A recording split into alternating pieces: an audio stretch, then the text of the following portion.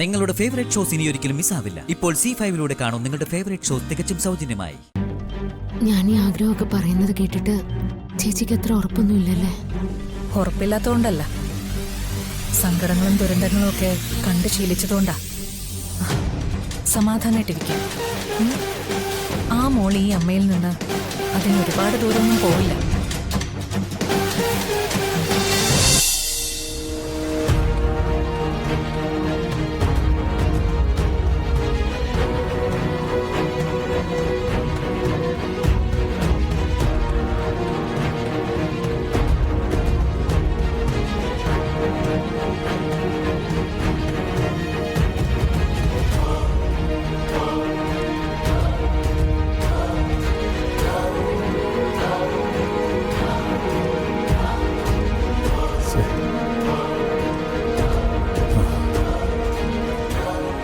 വീണ്ടും കളിപ്പിച്ചല്ലേ?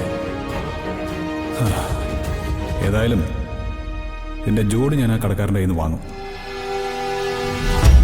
തൻ്റെ കാലുകളെ പൊതിഞ്ഞിരുന്ന ആ കൊലുസുകൾ ഇന്ന് എൻ്റെ കൂടെ ഇരിക്കട്ടെ.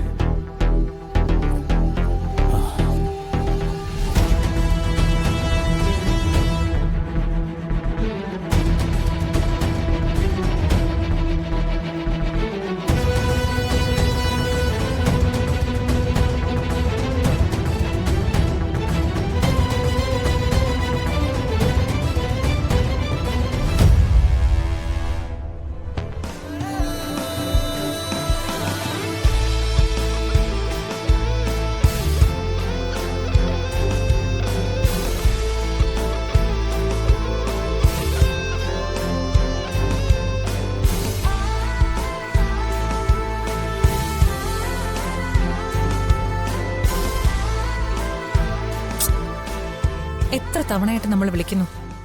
ഇത്രയും കോള് കാണുമ്പോ ഒരു തവണയെങ്കിലും ഒന്ന് അറ്റൻഡ് ചെയ്തൂടെ അവർക്ക്? നമ്മളെ വിളിക്കുന്ന കാര്യത്തിന്റെ ഗൗരവം അവർക്കറിയില്ലല്ലോ. അവര് ചിലപ്പോൾ തിരക്കിലായിരിക്കും. എന്നാലും പ്രോഗ്രാംസിനിടയിൽ നമ്മൾ എത്രയോ കോളുകൾ അവോയ്ഡ് ചെയ്യാറുണ്ട്. ഞാൻ കരുതിയത് ആ വിനയ മേഡത്തെ ലൈനിൽ കിട്ടിയ നമ്മൾ സംശയിക്കുന്ന ആള് തന്നെയാണോ ശ്യാമയുടെ മോളെന്ന് അറിയാൻ കഴിയുന്ന.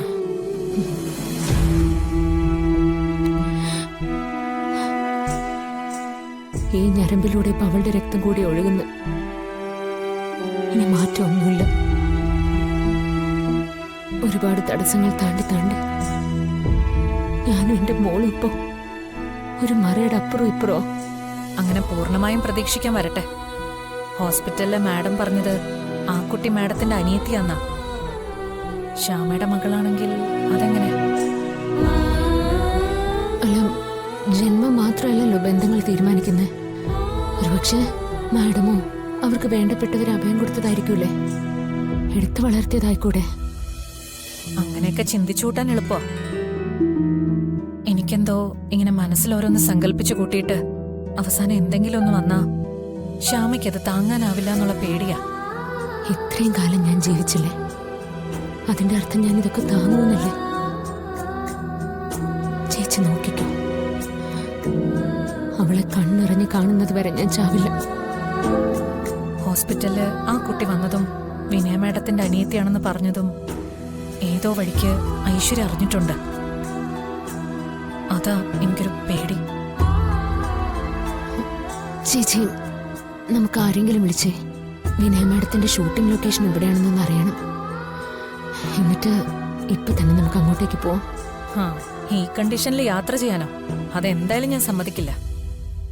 4-5 ദിവസം കഴിയാതെ പുറത്തിറങ്ങുന്നതിനെ കുറിച്ച് ചിന്തിക്കേ വേണ്ട. ഞാൻ കൂടെ നോക്കട്ടെ.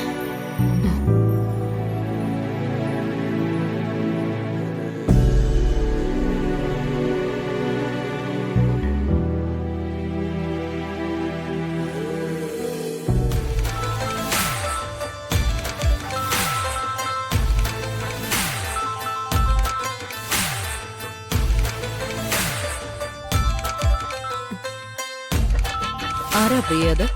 ആരാന്നറിയില്ല മാഡം. കുറെ നേരമായിട്ട് ഈ കോൾ വരുന്നുണ്ട്. മാഡത്തിന്റെ വല്ല ആരാധകരും ആയിരിക്കും. ഇങ്ങ് തന്നെ. കട്ടായല്ലോ. പിന്നെ നോക്കാം. മാഡം ഷോട്ട് റെഡിയാണ്.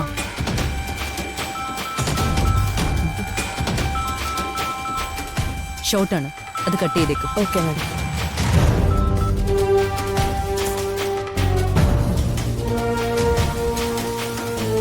എന്തായാലും നമുക്ക് ആ ഫോണിലേക്ക് ഒരു മെസ്സേജ് ഇടാം. ശ്യാമയാണെന്ന് അറിയുമ്പോ എന്തായാലും അവരെ തിരിച്ചു വിളിക്കാതിരിക്കില്ലല്ലോ.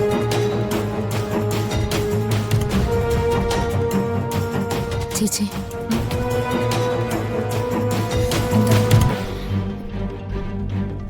ഞാൻ ഈ ആഗ്രഹമൊക്കെ പറയുന്നത് കേട്ടിട്ട് ചേച്ചിക്ക് അത്ര ഉറപ്പൊന്നുമില്ലല്ലേ? ഉറപ്പില്ലാത്തതുകൊണ്ടല്ല, സങ്കടങ്ങളും ദുരന്തങ്ങളും ഒക്കെ കണ്ടു ശീലിച്ചതുകൊണ്ടാ. സമാധാനായിട്ടിരിക്കും. ആ മോൾ ഈ അമ്മയിൽ നിന്ന് അതിന് ഒരുപാട് ദൂരമൊന്നും പോവില്ല.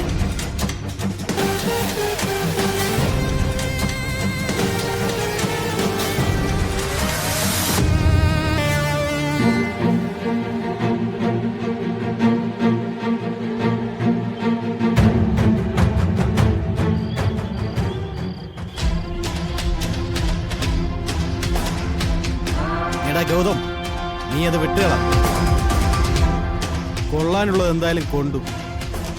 ഇനി അതിനെക്കുറിച്ച് ആലോചിച്ചിട്ടെന്താ? ഇതവളുടെ ഒറ്റയടിയാണോ കുഴപ്പമില്ല, ഇതിപ്പോ നാട്ടുകാർ ഒരു മേഞ്ഞില്ലേ?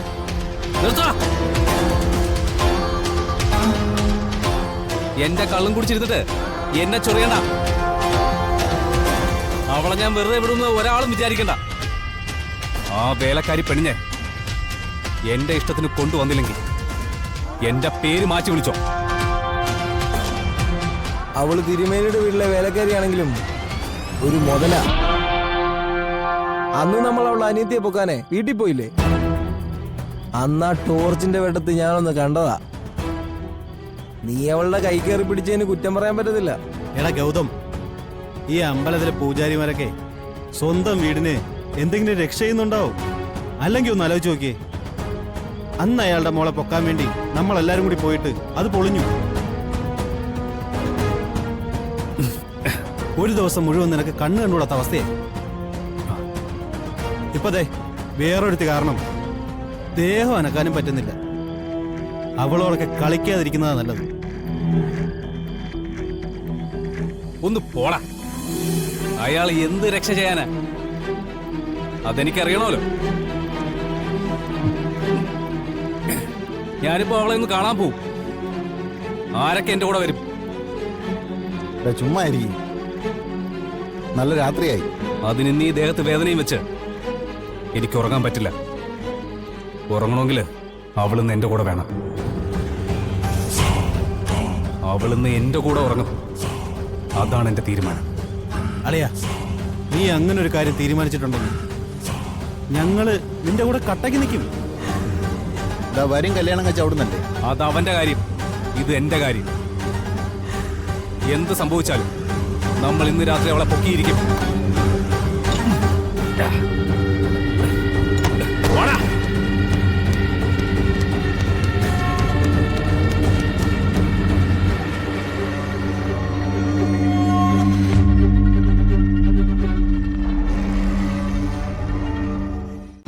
ഡൗൺലോഡ് ചെയ്യൂ C5 ആപ്പ്. കാണൂ എല്ലാ എപ്പിസോഡുകളും സൗജന്യമായി.